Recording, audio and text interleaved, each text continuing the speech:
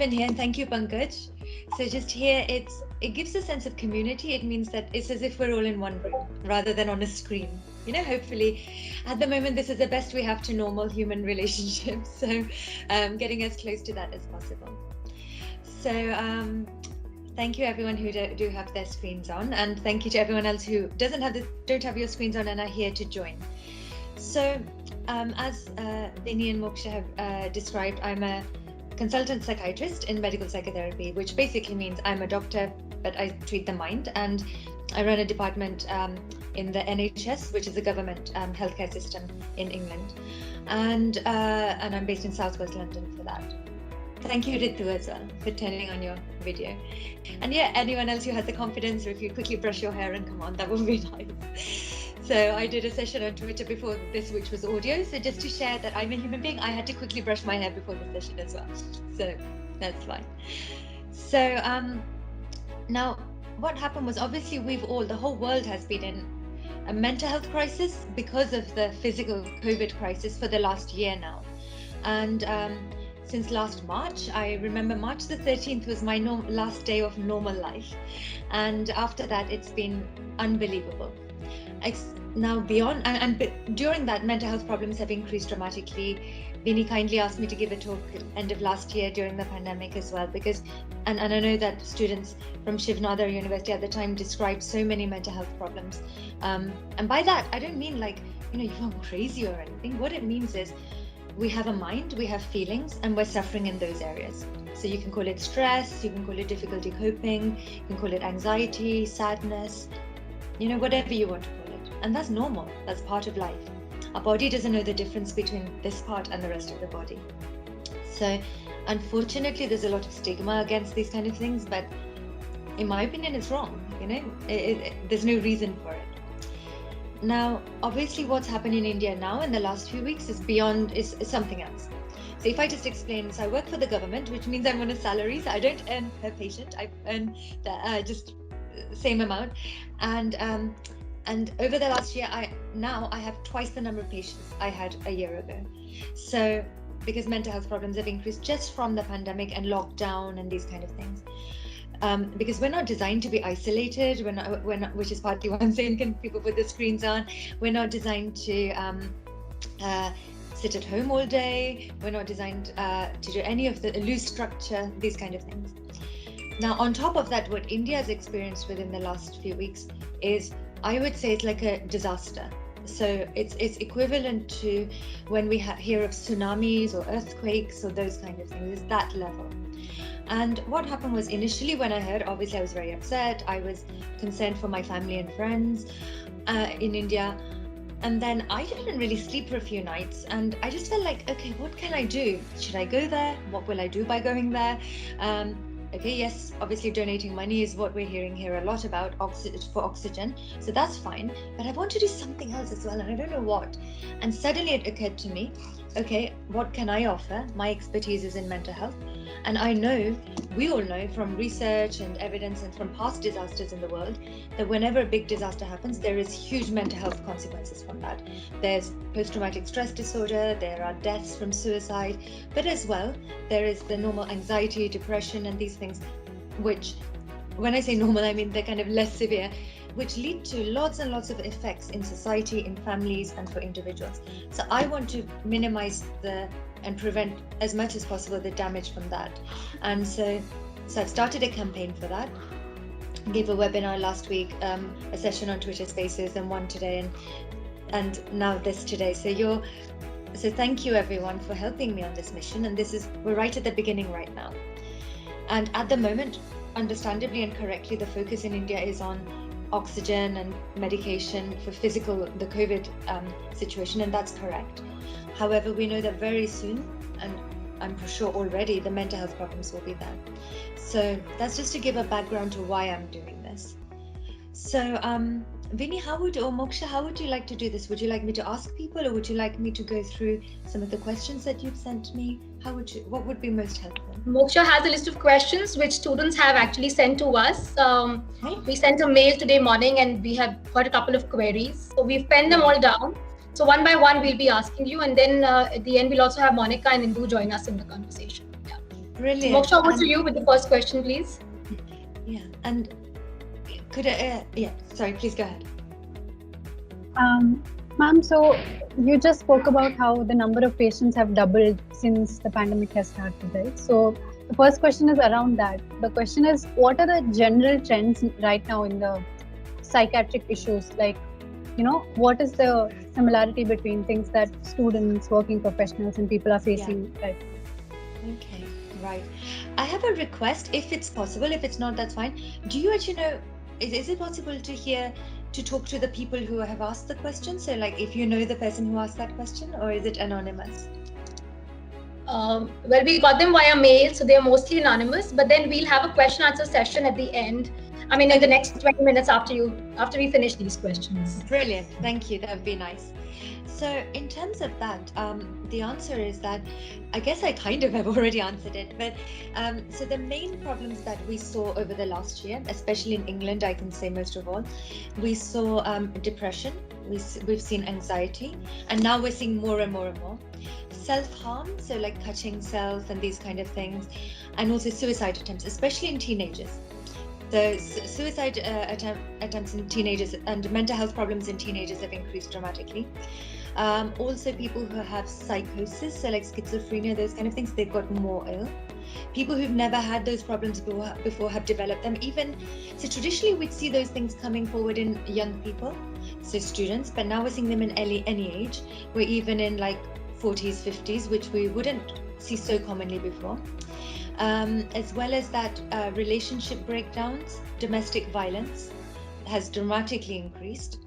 And I remember from the last session we had together, I remember there was somebody, I don't remember the name unfortunately, who said that, or no, I won't name a person, but generally people were saying this, even some people were saying this, they're missing their family members if they're not seeing them, but others were saying we're struggling spending so much time with our family members as well. We're not used to this. So so why? Let me come on this. We had a couple of students telling us that right. I think there's too much family time happening. So your nani telling you at the same time, ye kha lo, dadi telling you ye kha lo, and mummy telling you ye kha lo. So he says we've become like food bags here. So well, that was a problem. It still remains because we're again in a lockdown. So how do we overcome all of this, and how do we get over the anxiety and the panic attacks and these family pressures? Even though it's love to be, around family. Rekha ji has joined us here from New York, and just before the session started, we were having a chit chat, and she says there's actually no one that we can talk around in, in New York, in Delhi, or in India. At least you have a support system where people interact with each other. They're a call away, or you can see faces. So how does one overcome all of that and get over this? Yes. So firstly, that's a big question, but I'll start off by saying I just want to finish answering one thing though. Moksha, you asked about what are the main problems we're seeing. So the problems I just described are from lockdown. So like Vinny, you said they're still here because there's a lockdown now. However, on top of that, there's a whole new layer of problems now in India. So because now, as I said, it's a disaster rather than a kind of, rather than what the whole world would be.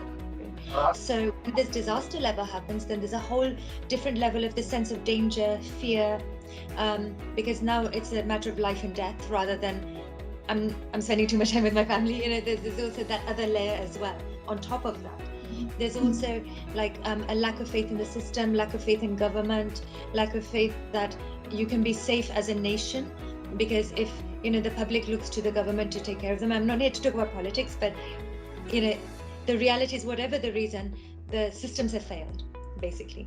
And on top of that, it's a time when everyone is affected. So I personally, like one of our family friends has died just a few days ago, who lives in Delhi. Her husband is a doctor, and they couldn't get a hospital bed for 3 days. And for this son, who is touchwood fine now, because he got oxygen from a charity, they couldn't get oxygen for 3 days. Now, in my opinion, and in most people's opinion, if you live in a capital city with facilities, you have money, you have contacts, because you're a doctor, you don't die because of lack of oxygen. Oxygen is like a basic, it's like next to water. It's not some complicated medicine.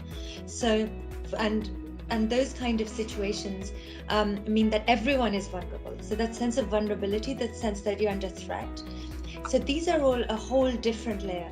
So just to say, Vinny, absolutely all those things are there, but also there are all these other things. Family breakdown, so like children being orphaned, parts of maybe the person who's earning money is the person who dies, so the financial effects. So there's so many other layers of, it's not just what there was before. So I think what's happened in the world, it will take years to recover from. This could take much longer to recover from. So I think that's really important to remember. So how to address it? If I start off with anything, actually, with the whole thing, I think the first thing is to say, this is normal. The way I'm feeling is understandable. It's completely normal. Because what happens is, we feel something, say anxiety or sadness, and then somebody says, come on, snap out of this, or move on, or you're being too sensitive, or but it's about saying, no, anyone who would be in this situation would feel this way. So why have people felt anxious? Why have people felt sad? Well, if your life is in danger, isn't it normal to feel anxious? Isn't it normal to feel afraid? If and this is like actually parts of our brain, like there's a part of our brain called the amygdala. It's like an alarm bell. It rings. So we didn't ask for that. It's in our brain, and it came from like hundreds of thousands of years ago from our ancestors. So say if a lion, they lived in the jungle, a lion was coming at them. They don't need to just sit there and think about it. They need to act quickly. So the alarm bell kind of fires off and says danger, and they basically run away. But what we also do, sometimes we fight, sometimes we just freeze. So it's not our fault, the way we're feeling. In the Bhagavad Gita, there's Arjun who experiences dry mouth, shaking, he can't hold his bow, he had horrible thoughts coming in his head. So it's 5,000 years ago. So it's just part of being human. This is normal. That's really important to remember. So that's number one. Another thing you can do is you can name it. So it's almost like once you name it, you're in control. So it's like, not I am scared, I am experiencing fear. So not I am fear, I'm experiencing fear. And you can say, how am I feeling this stuff? How do I know I'm afraid? So Moksha, do you mind if I ask you? Is that okay? Yeah. So are you feeling any fear right now or anxiety in this situation? Yeah, I think I've been living in this constant state of anxiety where, you don't know what's going to happen. You listen to ambulances all around you and every few hours. So it's scary outside. Yeah, absolutely. So one thing is to say, yeah, it's scary and it's normal to be scary. Anybody would be scared hearing ambulances all the time. So one thing is, but then as Vinny said, what can we do about it? So one thing is to name it and say it's okay. So like if it was a child, would you say, stop being anxious, you naughty child, or would you maybe give them a hug or something? What would you do? What would you do to a child? Probably give them a hug. Yeah, what would you say to them? What would you say to them? That it's okay to be scared. I mean, the situation is such that you don't have a choice. You will be scared. Probably deal with that, How would you say to a child to deal with it? I honestly don't know. I've been looking for coping mechanisms, talking to my friends. We've all been looking for some form of coping mechanism, but it's a little difficult right now. Okay, fine. That's okay. That's why we're having this session. I just want to ask if anyone can shout out, unmute yourself and just say if you think how you would treat a little child. You may know a little child. How do you treat them when they're anxious? Anybody willing to share? So you said you'd say it's okay to feel this way. It's natural. You say you give them a hug. Would you say you must not be anxious? If I have to do that, I would go and hug them, and I would tell them, you know what, I'm scared too. Let's see what we can. I mean, I'm scared too, and but I'm sure things will be all right. Right, brilliant. I love that. So first of all, we've named it. We've said it's okay to feel this way. Then we've given a hug, and then we've said me too. That's huge. That's so big. So that's and with the me too, we can say the whole world is feeling this. So if you go back a few weeks, the whole world is feeling this way, and now the whole world is also actually feeling this way because like we have the Indian variant here now, and the government have decided to open lockdown, and so people are terrified. I'm getting phone calls all the time from people terrified, and so it's not just it's no one individual. Everyone is feeling this way. or most people are. And then I'm sure it will be okay. And we'll come to that in a bit, because you could say, well, how can we say that when people are dying? But then we need some reassurance, and it's important to remember people are recovering as well. Not everyone is dying, so we have to look at the reality. So we'll come back to that, coming back to the last one. So now you can turn this to yourself, because we're human beings, we deserve love and kindness as well, like any child. So then it's about saying to ourselves, okay, I'm feeling this. So you name it. You say, okay, what am I feeling? Anger, sadness, fear, there could be anything you're feeling. So what am I feeling right now? So say it's fear, okay? You can even add, how do I know I'm feeling fear? I'll just ask, anyone can shout out, how do you know you're feeling fear or anxiety?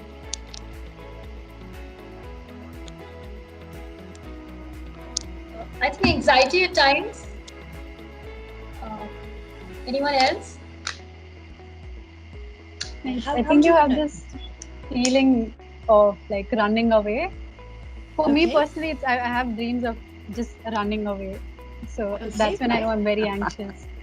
Okay, so thank sweet. you. Anyone else have any, describe how do you know you're anxious? Can you describe Dr. something in your body? Sorry? Yes, May I? Yeah. Sorry, I didn't get who's speaking. Can I go ahead? Yeah, that's Adya. Yes, Adya. Yeah, so there's often a tingling feeling somewhere in your body, Okay. and sometimes there's shortness of breath.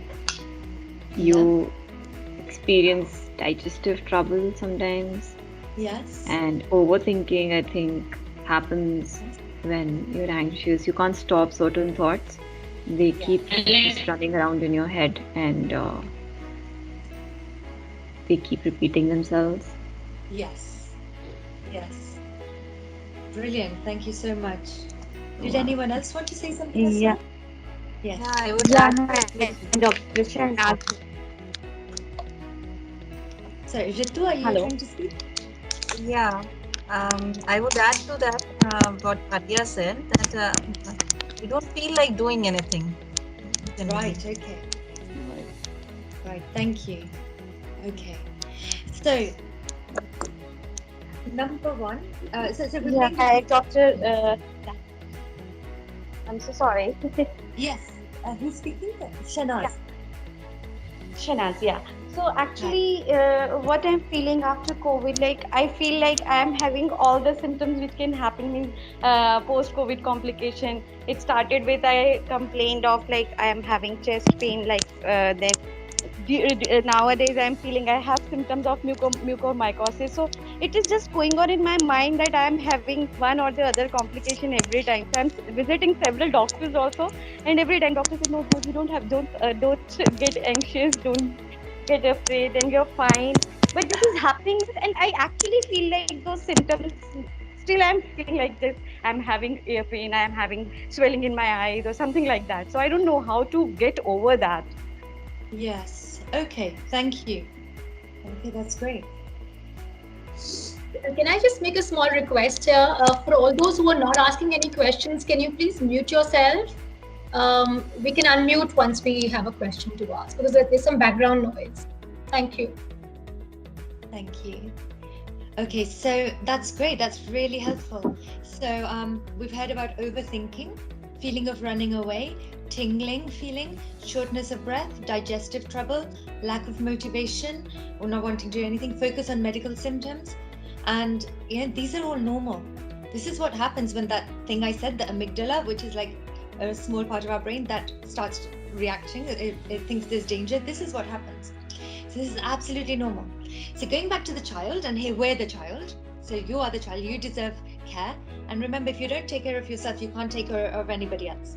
So even in an aeroplane, they say a mother needs to put in, if there's a crash, she needs to put an oxygen mask on herself before she puts it on her child. Because if she puts it, which sounds selfish, but if she puts it on the child first, they might both die. If she puts it on herself, at least one person will survive, and hopefully two. So it's really important to look after yourself. So it's important to give yourself the kindness you'd give to a child. So what I've heard is to a child, number one, you'd name what's going on. So you'd name, okay, this is anxiety, for example, or what am I feeling? Number two, how do I know I'm feeling this? And then you start observing. So I think, Vinny, you mentioned earlier there's going to be mindfulness later. So I'm also trained in mindfulness. I practice it every day. So mindfulness is essentially you observe what's happening rather than getting caught up in it. So rather than I am fear, I'm noticing I'm experiencing fear. I'm not fear. I'm not the fear. I'm not my thoughts. Otherwise, who's the one thinking the thoughts? I'm not the feelings. Otherwise, who's the one experiencing the feelings? So it's okay. I'm experiencing fear. How do I know? Okay, I'm feeling tingling. So then feel the tingling. Don't run away from the tingling. Otherwise, it takes control. You get back into control. It's only tingling. It can't kill me. Tingling can't kill me. Let me feel the tingling. In the beginning, it feels horrible, but then once you realize you are not the tingling and the tingling can't kill you, it can't harm you, then you get back into control. Okay, I'm feeling short of breath. Okay, I'm just noticing the shortness of breath. Maybe I can take a few deep breaths. Okay, I'm noticing that I'm overthinking. Okay, I'm noticing it. Now you're in charge. Before you were overthinking, now you are noticing the overthinking. I'm noticing that I've got some digestive trouble. Okay, that's not very nice. I'm noticing I'm not able to do that much right now. I don't feel like doing anything. I'm noticing that I keep focusing on medical symptoms. So again, if a child felt that way, I don't think you'd shout at them, you'd probably give them a hug. So that's the next thing, because they're suffering. So you give them a hug. This is compassion or karuna. So you're giving them some comfort. Now for you, a hug might be, you can hug yourself if you want, there's nothing wrong with that. Or you might just want to stroke yourself. They say if you put your hands here, that releases really, really helpful hormones like oxytocin and really, really helpful ones, which are basically what basically babies, when they're comforted by their mothers, they feel like that. And they get soothed and they calm down when they're crying. So you can put your hands like that. You can find your own soothing touch. This, like that, this. Some people put their hands on their legs. Whatever is comfortable. Some people, especially the boys, probably won't like any of it. You may or may not like that. Just like you could hold your own hands secretly so nobody can see. You can rub your hands together. There's lots of things you can do. You can focus on your feet on the floor, because then your attention is away from your thinking. That's another thing you can do.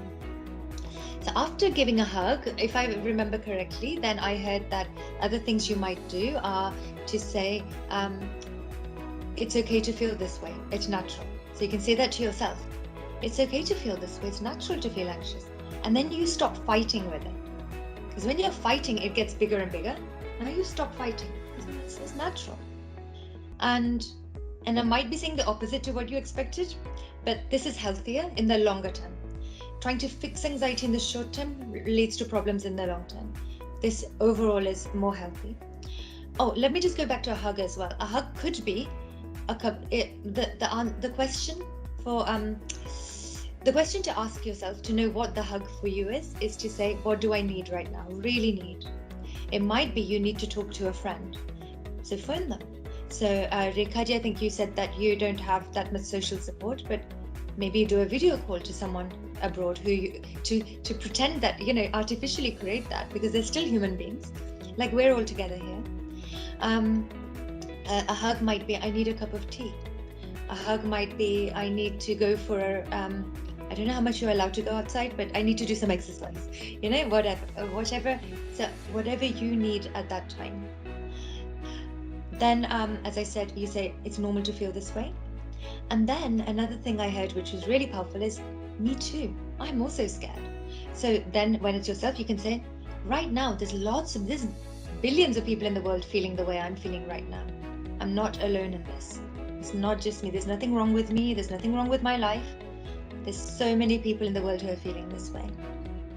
And then there was that thing, I'm sure things will be okay. We'll come to that in a bit, because there are ways of assuring yourself, but you might say, how can I say it will be okay? But we'll talk about that in a little while. I'd like to come back to that if it's okay.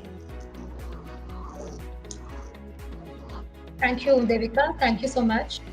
My next question is for Monica. Monica, what are the issues that you've been dealing with students on campus, and how do you think, for a larger audience here, we have a lot of students as well as faculty, staff members, parents, grandparents. So what is that one advice that you want to give, keeping in mind the problems that everybody's been feeling? We've been talking about anxiety, panic attacks, nervous breakdowns. crying outbursts, all of that has been happening. So what are the suggestions that you'd like to give to all of us here so that we can combat all of it? So, am I audible? Yeah. Am I audible? Okay. So, good evening, everybody, and thank you for having me and Blue Circle over this particular program. The kind of things what are happening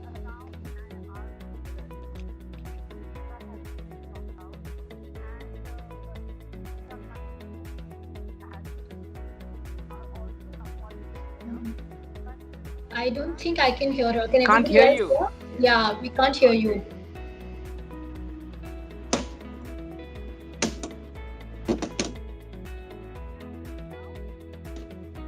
No.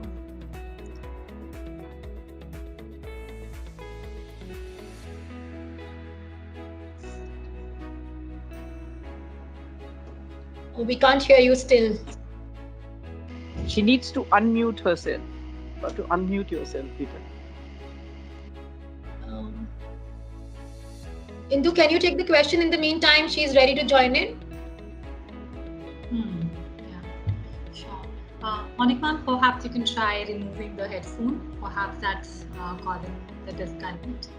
Yeah. Of course, that I think that that people on the campus, I think a lot with Dr. Devika, what she shared, I think a lot of us relate to it deeply, because even though it's a campus, in a way, a bit perhaps protected, but I think in the recent time, especially I think this year, a bubble has been burst, right? That we are becoming aware of, I think, in a much more deeper way that, the kind of impact everybody is facing, right? Perhaps on the campus that, we could have the illusion that things are fine. It seems like a safer space. But now I think everyone is perhaps in the same boat. Everyone is deeply impacted, hearing some news of some loss, right? And it is an experience which is very shared. I think with the students, what's really happening, I think, with young adults, the college experience is so very cherishing and so very valuable. It is a time when they figure themselves out through their peers, through their interactions with professors, through various engagement, right? And to enter that point in their life and to feel really, not able to meet in campus, not able to meet directly and engage with everyone, there is a major loss, right? There is a deep isolation because that experience, that community, right, has been lost.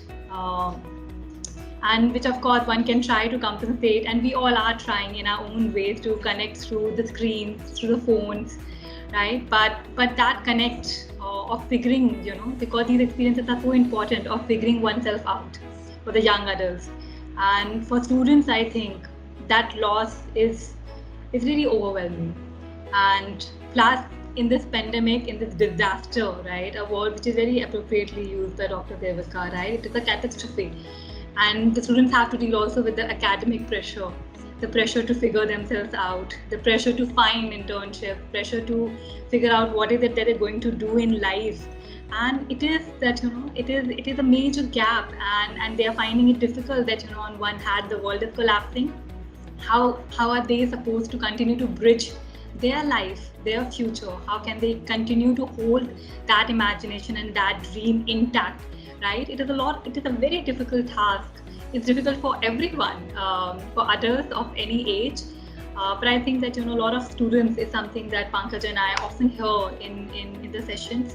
And it is a loss, which is heartbreaking. Monica ma'am? So, yeah, am I audible now? Yes. Okay. So sorry for inconvenience and the sometimes technology. I was wearing that earphone so that I could hear you people, or you could hear me more better. But I think the conventional way works better without the microphone. So thank you, Indu, for taking that question, and I would like to add one major point over here is when we are also in this profession, and we are also working on the other side of the table, and looking at listening to people, listening to everybody. But we also need sometimes that compassion, that kind of a lookout, that yes, these people, once everybody is coming and bringing their problems to us, Absolutely. what do you do in that kind of a time?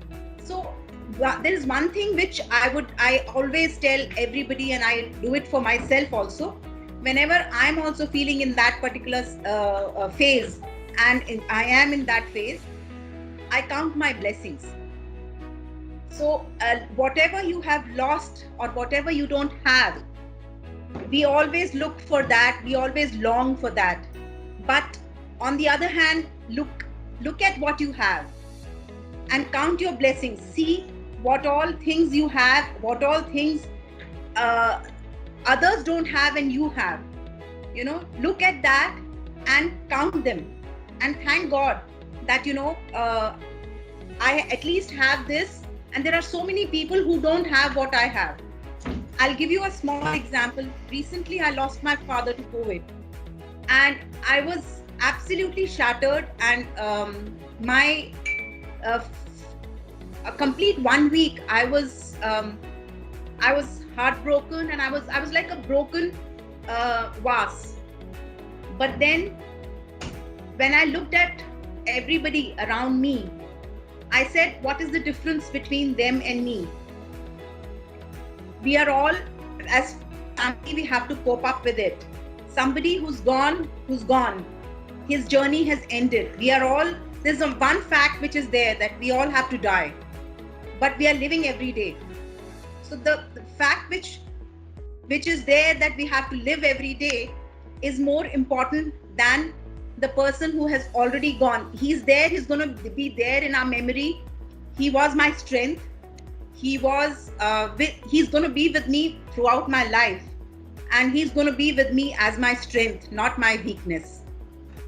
So the moment I changed my thought process, I started holding my family together, and they were all looking at me and they were saying, what's wrong with you? Why are you behaving in this particular manner? And I said, it's not what I don't have at this point of time.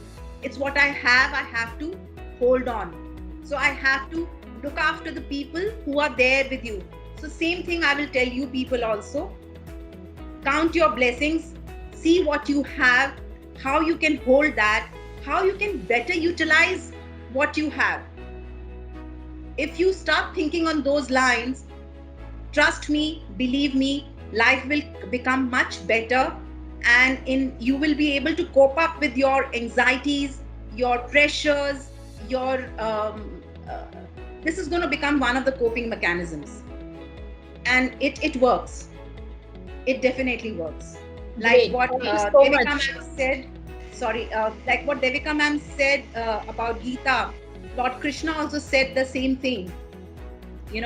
So whatever you have, live in your present. Whatever is there. So if you live in your present and think about the future, you will be able to handle things in a better manner.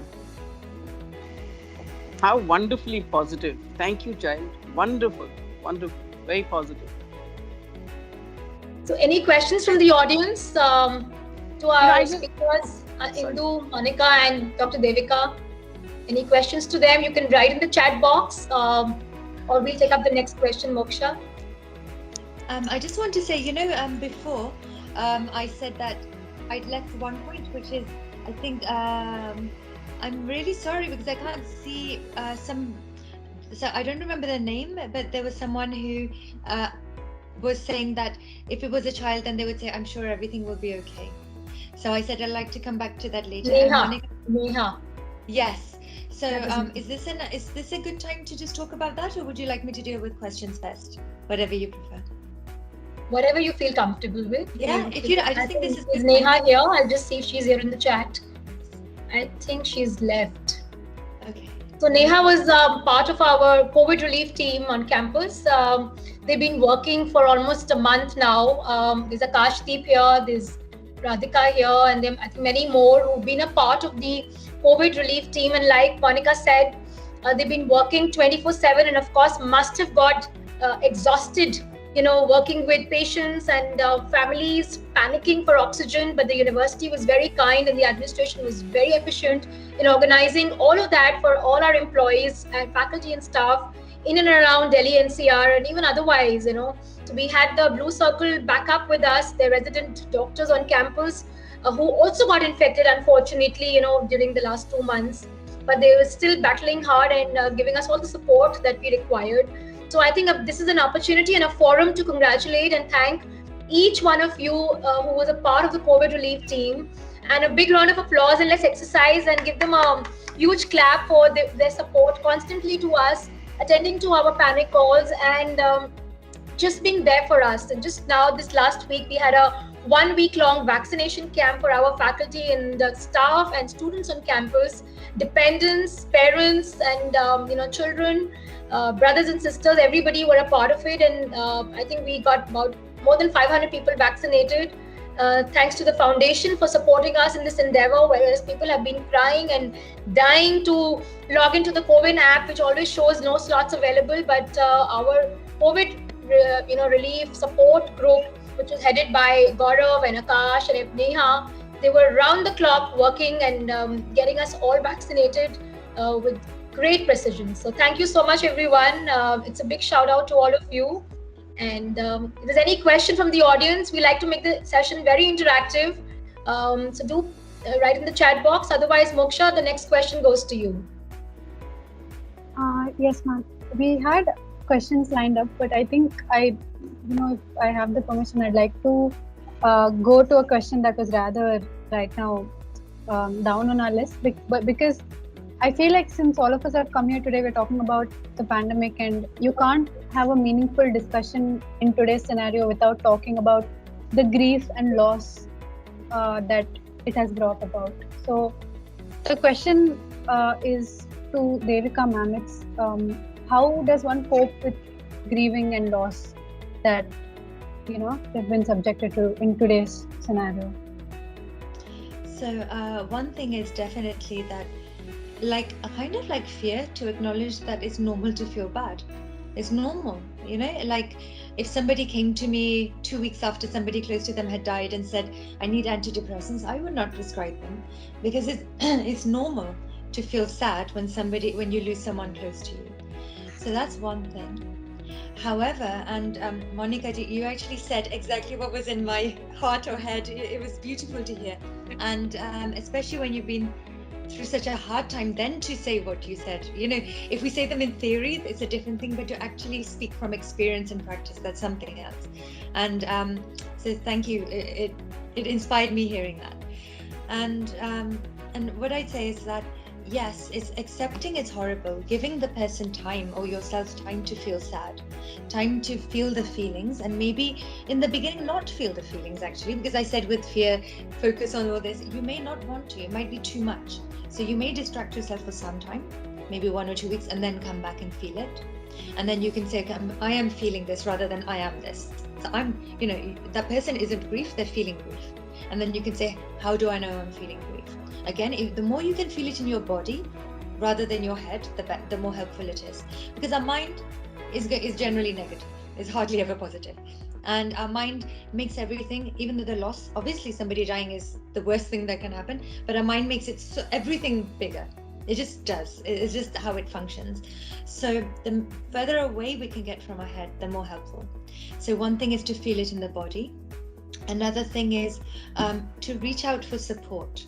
And as I said, at the moment, support might be just on the phone or video call, but really talking to people and not necessarily talking about what's upsetting you. You may want to talk about the strengths of the person who died. You may want to talk about other things. Sometimes you need to talk about what's upsetting you, but not all the time. And so talking about plans for the future, trying to get people to support you to gradually have some structure in your life as well, which I know is very hard when you're at home, but trying to have as much structure as possible. Now it comes to, and I guess what I'm saying is not just relevant to grief and loss, but is relevant to the whole situation. And that's come back to turning videos on. So I actively make sure I turn my video on whenever because I have lots of meetings these days. I've been working online for a year now. So all my patients are online, everything, and so my whole department's online. And I will make sure, even in obviously work I have to get dressed, but like other like meditation and things, I make sure that I have the meditation classes and things. I make sure I have my video on, because then it means I have to keep my attention there. The teacher or whoever is watching me, I have to pay attention. I can't get distracted. I can't use my mobile at the same time. I can't start cooking at the same time. And I have to look like reasonably okay. I have to be dressed, and so I can't just be lying down on the bed or something. So, and I have to be sitting up. So for me, that's trying to make myself have a normal, kind of as close to normal as possible life. So that's one reason why I was saying it's really helpful, maybe for your own self-discipline, for your health. It's mainly for your health. Yes, if you're feeling unwell, it's different. But in normal day-to-day life, most of us are not unwell. Most of us are becoming unwell because of the circumstances. So let's try and change the circumstances as much as we can. Because I know, for example, if somebody outside pandemic comes to me saying they're depressed, one of the first things we say is get some structure in your life, go out, meet people, and look after yourself. Obviously, these are the first things that went in the pandemic, but we can try and simulate them. And in grief and loss, these things usually go in the beginning, and that's okay. But then gradually trying to get support to get back into those things. It can take, when you lose someone, even 1 year isn't long enough for the emotions to necessarily go away. So it's about saying, yeah, this is okay. And let me look at, which Monica ji said, let me make that person my strength, not my weakness. And so trying to move on to gradually with time looking at good things about them, and when it's like anniversaries of things come up, then it's normal to feel bad again. That's normal. Another thing I want to say is, which really blew me away, which Monica ji talked about, like looking for appreciating what we have. So we know from research, from MRI scans, brain scans and things, that gratitude practice, so people who actively do something to be grateful, not just they are grateful people, but they actively have some thing they do, they have different type of brain programming. Basically, the nerve pathways are different in a healthy way, and any of us can do that. So if any of us start practicing some sort of gratitude every day, within 2 weeks they will see changes on brain scans, if we did brain scans. So something I do, it takes like 1 minute just before I go to bed. In my phone, in the notes app, I write down 3 things I'm grateful for from today. That's it.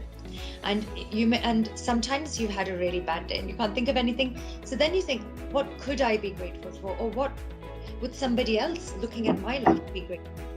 They may be grateful that I have clean water. They may be grateful I have electricity. They might be grateful I'm alive. That I have a life. So just these things, 3 things. But some days you start writing 3 and it becomes 30.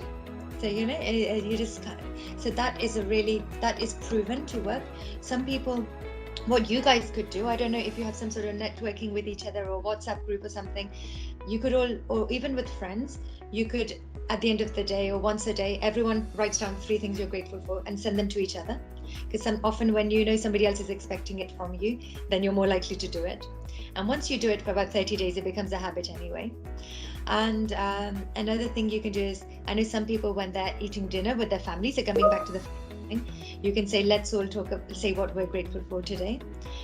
You could write a diary every day. So there's lots of things you can do to make it so it's definitely in your life.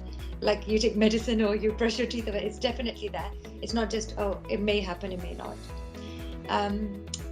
Another thing I want to say is social media, somebody mentioned, and the news. So just to say, like, basically putting a limit on them. Because it's important to remember the media and social media companies, apps, these are all businesses at the end of the day. So they're designed to make us want to watch them more, listen to them more, because that's how they make money. And spend more time on those apps, notifications and things. Makes, I must look at that message. Now the thing is, the question is social media and media using you, or are you using them? Because especially if, in the situation that India is in right now, there are people dying all over the place, and if somebody in your family or somebody close to you dies, do you need somebody to remind you? I mean, I'll ask, please shout out if there's any. My question is there anyone here who needs the news or social media to tell you that there's a COVID crisis in India and that people are dying? Is there anyone who didn't know that and they need to find out? So how many times do you need to? Yeah, how many times do you need to hear it? You know it. You don't need to keep. And that goes for talking to each other. How many times do you have to keep talking to each other about it? How many times do you have to talk to your family members about it? How many times do you have to pay attention to your thoughts about it? You know, all these things will just make depression and anxiety worse. I went to an extreme. So for the first few months of the pandemic last year, I had a ban in my house on the word COVID. We just weren't allowed to use the word COVID. So, and it's because if once you mentioned COVID, it opened up everything, and it went on for hours and hours because, oh, I got this WhatsApp message, this came on the news, the Prime Minister is crazy, you know, just more and more and more. So it's like, let's just not mention the word COVID. Then you have to talk about other things. Like, okay, let's get out some, what would you like to eat today? Or what did you do today? And, you know, you have to talk about other things then. So I've talked a lot non-stop right now, so I'll pause if I go to the next question if you like, but I just wanted to just emphasize these things. Thank you, ma'am. If anyone in the... There's one more point which I would like to put to where what Devika was saying. Devika, there's another thing which we can do when we have a grief, or when we have a when we are in that situation where we are depressed. First is to acknowledge that we are depressed, to find out, yes, that, you know, there is something which is not okay with me at this point of time. So first is to acknowledge, to find out, and the moment you find out, you acknowledge that you won the half battle. You've won, that you know that you have this particular thing with you. The second thing is that now when you know that you have it, then you want to get out of this. You know, you want to be normal, you want to be the way you were earlier, and that desire brings you to the solution. So whenever you have that desire, look for every day when you get up in the morning, just like what Devika said, have gratitude. When you're sleeping at night, do that. But when you get up in the morning, pen down that, you know, what am I going to do today? Have a purpose. Have a purpose for the day. Start from the day, then take it up to the week, then take it up for a month. But take small baby steps. It's all right. Whatever we are going through, it's all right. We are all in the same boat. But how we tackle it and how we handle this problem is what is more important. Brilliant, really brilliant. Realization. True, absolutely. Yes. Guys, may I just take your permission? I'm sorry, I'm not a rude person at all, but my cleaning lady is here and I'm going to have to go off air. I've loved it. I'm enlightened. I'm really delighted to have heard all of you. And I just want to say that, you know, the universities here in America decided to have remote learning. A lot of people took it as a gap year because it's very expensive. Tuition is very expensive. So maybe, you know, that's another way of handling it. Kids just took a gap year. They said, we don't care about our age or anything. And I think that's a very positive way of looking at it. You know, they've just gone out of university. They don't want to be on remote learning. They want to get the feel of meeting people and talking to them, feel of listening to a professor, being in class. So, you know, that was one thing I just wanted to bring. Somebody had raised that for kids, for education. But I have enjoyed it thoroughly. I cannot tell you how enriched I feel. God bless you all. Thank you very much. Bye. I just We have Megha here, and she's given a very good tip on. Thank you, Rekha ji, for being with us. We'll send an invite for the next session as well. Thank you very much. I'd love to be there. Thank you very much. Thank you. So we have Megha here with us, and she, Megha, anything on, you know, what you said? Could you explain that to all of us so that we can then have a mindfulness session by Monica?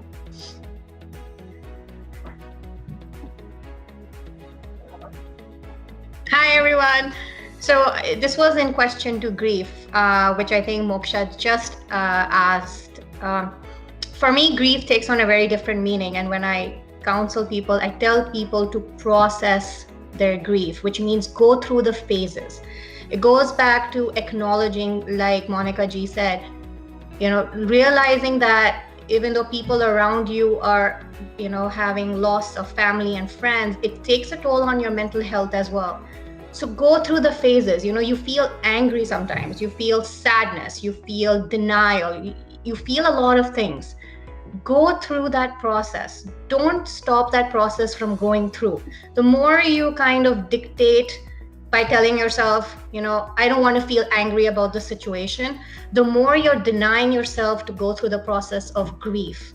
And time is the best healer. I know you've heard this 10,000 times, but it works through the process of grief, because if you go through the stages of grief, accordingly, you will see yourself recover, which means you're accepting the loss and you are telling yourself that, yes, this is what happened, but now I can start my healing process. And your healing process can only happen when you realize the things around you, feel them, talk them out. That's what makes a major, major difference. Don't stop yourself from feeling anger, because that is one of the biggest factor in grief. When I talk to a lot of my clients, they're like, I feel angry, but I feel like it's ridiculous to become angry. It's not.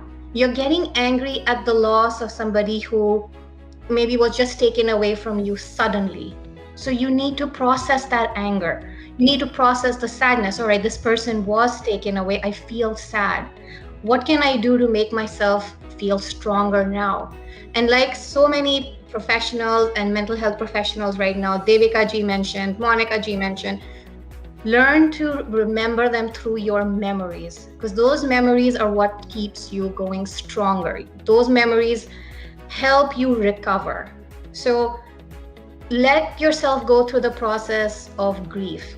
Don't deny yourself that process, and let time do its thing. If you feel it takes you 3 months, go for it. If it takes you 6 months, go for it. If you feel that you need more time, maybe you require a year to overcome it, take your time. But you will feel these pangs. If you've lost somebody dear to you, you will have these sudden memories or lapses where you feel anger because you lost the person. So it's okay to take your time, and then you will see that the healing is much better. The healing is less anxious. The healing is less depressive. So that is what I was trying to kind of mention in the chat, is go through the process. Take your time. Don't rush it. People around you will say, oh, get over it. It's fine. It's been 6 months.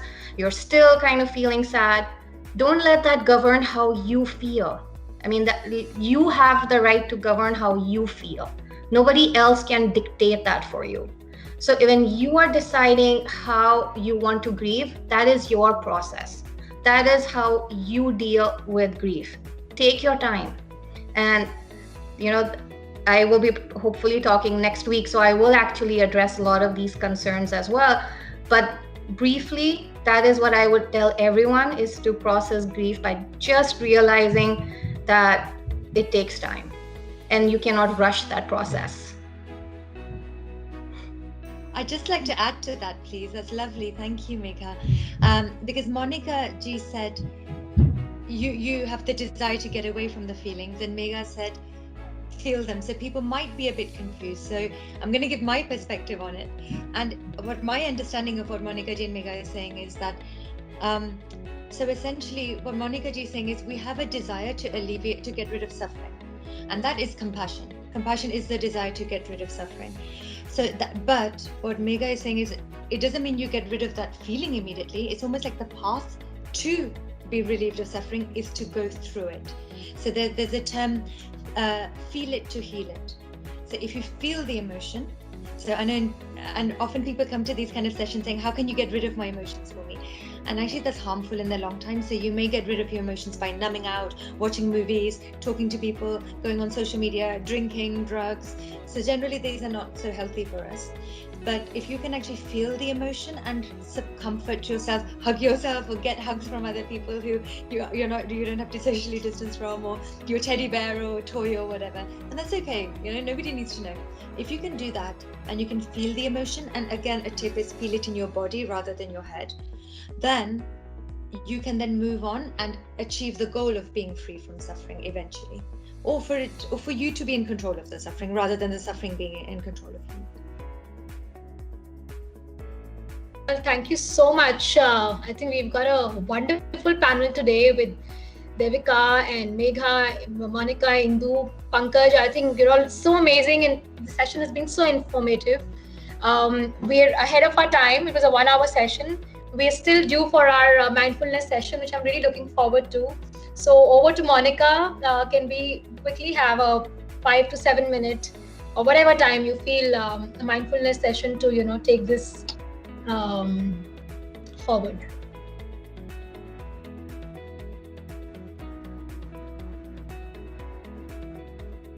Can you hear me, Monica? Are you here? I think she got dropped out for some reason. Okay. Monica, Devika, can you do it for us? Devika, Yes, absolutely. Yes, Okay. I can. Okay, so everyone, if you just get into a position that feels comfortable for you, you may want to sit with your legs crossed or your feet on the floor. If you can have your back straight, then that's nice. And your hands, you can have in any position that feels comfortable for you. You could cry out something comforting, or you can just have them in your lap, however you feel comfortable. Oh, Monica Ji has come on. Would you like me to transfer? Can you hear us, Monica? Monica, ma'am. Yeah, please go ahead. Oh, internet issues. Okay, I didn't want to take over. Okay, I'll turn that down. So now, what I'd like you to do is, if you feel comfortable, you can close your eyes, and if you don't, you can look at some place just a short distance in front of you. So no, you're not staring at it. Just let your eyes kind of go out of focus. And then what I'd like you to do is take a deep breath in. Maybe even take 4 or 5 seconds, and then release your breath. Even make a noise when you release your breath. So you let all the tension out, like that. And then take another deep breath in again. And again, really let go of all your tension when you breathe out. And then we'll do it once more. So deep breath in and release all the tension. And if there's still tension there, that's okay. Now what I'd like you to do is just tune into what can you hear right now. And so not thinking about what you can hear, but actually what can you hear? It may be traffic, maybe my voice. It might be the sound of a fan, people walking, talking.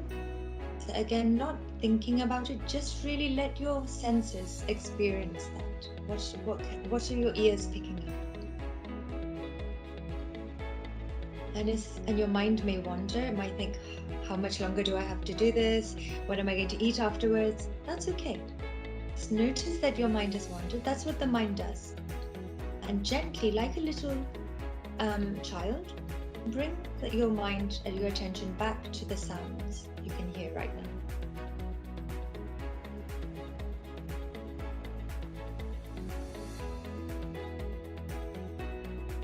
Now I'd like you to tune into what can you feel right now in your body?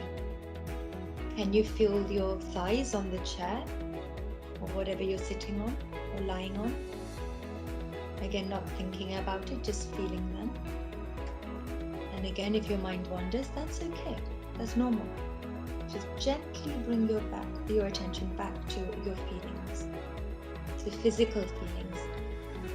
If your feet are on the floor, can you feel them touching the earth, touching the ground? How does that feel? Are your feet feeling hot, cold? What's the temperature like? Is there any tingling, any itching, any pain? Just notice it, that's it. We're not judging anything. Can you feel any tension in your body? Maybe start at the top of your head now. Is there any tension? Just notice any tension and that's That's it. You don't have to do anything about it. And if your mind wanders, gently back to the tension in your face and your head. Bring your attention down to your shoulders, your chest, your stomach, your thighs, and down to your feet again. Now what I'd like you to do is bring your attention to your breathing. So not that you're going to change your breathing. So no, you don't alter your breathing because your body is breathing without you having to do anything. You can breathe all by itself. It doesn't need your help. So just noticing your breath. Where is your breath? Where can you feel it the strongest? Is it in your nostrils?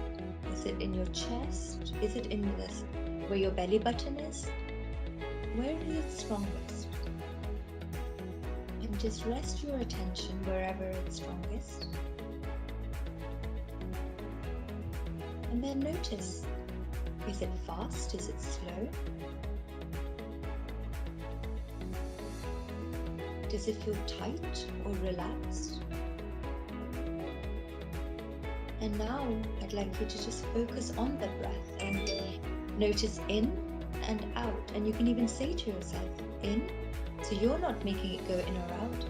Your breath is going in and out and you're just noticing it. You can say in when your breath goes in and out when it goes out. You may notice that your stomach goes out when you breathe in and it goes in when you breathe out. And when your mind wanders, gently notice that it's wandered and bring it back to your breath. We'll do that for just 2 or 3 minutes.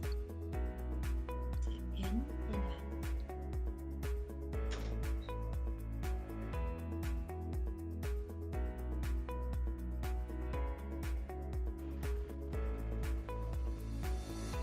And if you've noticed your mind is not on your breath, notice where it was, and then it's okay. Gently bring it back to your breath.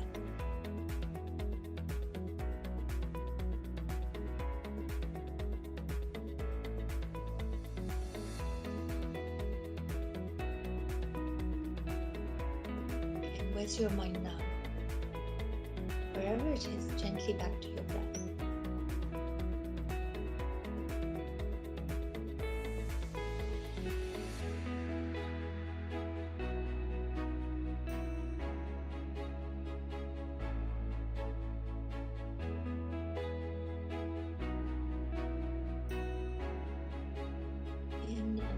Just noticing your breath. You don't have to do anything.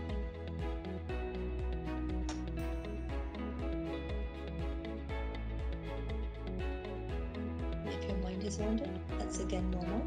Just bring your mind gently back to your breath.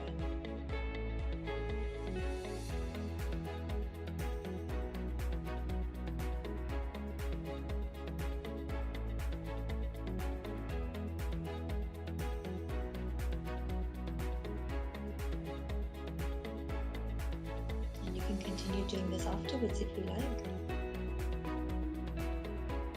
And now, just bring your attention back to your feet. Especially if your feet are on the floor, feel the connection with the ground. Maybe feel your hands, rub your hands together and feel them. Feel the sensations in your hands. Are they cold? Are they warm? How do they feel, smooth or rough? And that's okay. However they feel, it's okay. Take another deep breath in and out. And when you're ready, then you can open your eyes.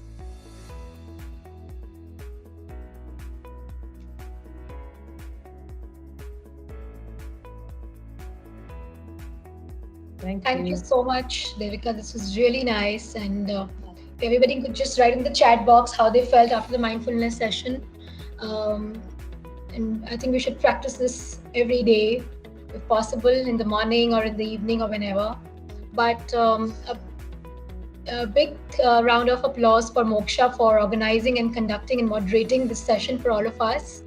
I forgot to introduce her in the beginning.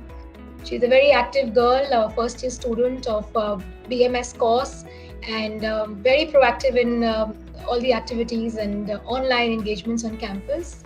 Thank you, Moksha. And thank you, Devika, for being here with us Thank you so much for sparing your valuable time and talking it to all of us out here. Thank you, Monica. It was really nice to have you, and we've had multiple sessions with you all this while, and it's always an enriching experience to hear you out. Thank you, Indu, for your presence and for being there for all of us on campus. Thank you so much, Pankaj, for being here. And Megha, if you're still here, thank you so much. We are looking forward to the next session with you. And to all my colleagues, my students, my friends, my members of the Shiv Nadar Foundation for being here today and sparing this 1 hour, hearing it out, doing it yourself and experiencing that life is blissful. It's just that the times are tough, but they will definitely fade away soon. So let's be positive. And with this positivity, let's remain active throughout the week. Let's go and just spend some time with our children, with our parents, which is so important. Give them a hug. I don't know how many times we actually hug them. My son asked me this question, when was the last time you hugged Nani? So my mother stays with me. And I said, well, that's a question. I purposely don't come near her because I feel if I'm by any chance infected, I don't want to pass it on. But then I gave her a big hug on Mother's Day. So I remember the last time I got saved. But whereas I expect a hug from my son practically 10 times a day. So I think it's time to give back to our family, and it's a great time to be together. I think we're having the company of our husbands, our wives, our children 24/7. What more could we have asked for? So let's be thankful, let's be grateful, as Devika said, that some kind of hormones get activated when you have a heart full of gratitude. So let's just thank everybody, thank the universe today for bringing about this session for us and for all of you to come. I think it's a very, very engrossed group, and my heart just goes out to thank each one of you for being here for us. We'll meet again next Saturday, and we will definitely share the circular with all of you. And stay safe and stay connected with each other. Good night, everyone. Anybody would like to say anything, you're more than welcome to unmute yourself. And I just want to say thank you, Vinny, for your kind words and for arranging this as well. Thank you, Vinny. Thank you, everybody. Thank you, thank you, Dr. Devika. You're wonderful, and I think the mindful session was very, very nice, and it had a very calming effect listening to your voice. Thank you so much. Oh, good. I'm glad. Thank you. Thanks. I enjoyed it as well as an attendee. Yeah. Thank you, Dr. Devika. It was really interesting, very relaxing. Good to have you here. Thank you so much. Thank you, Vinny, as always, for organizing it. Pleasure's all mine. All mine. Thank you. Thank you. Goodbye. Goodbye, everyone.